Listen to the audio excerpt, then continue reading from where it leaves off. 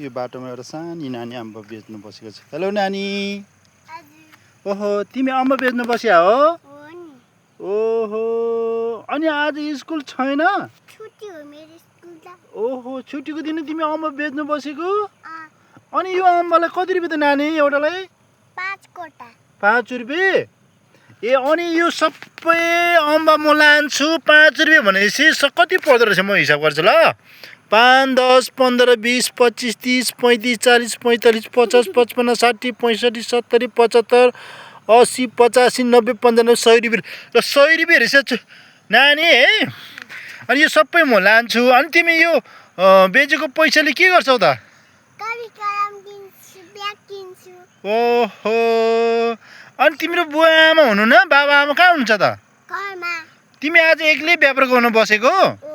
हो यो अम्बा चाहिँ कहाँबाट ल्याएको त नानीले? यो हाम्रो बारीबाट ल्याएको हो। ओहो ल त्यसो हो यो अम्बा म सबै लान्छु। मसँग नानीसँग झगडा छैन छ। म प्लास्टिकमा हालेर लान्छु। ल 100 रुपियाँ भयो है छोरी। ल ल ओहो यो अब अम्बा मेरो सबै भयो ल।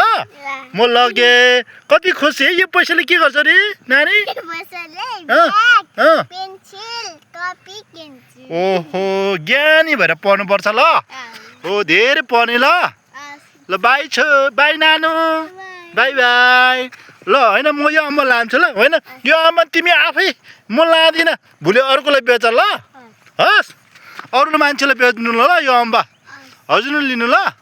राम्रोसँग पढ्नुपर्छ ल ज्ञानी भएर। बाई नानु। बाई।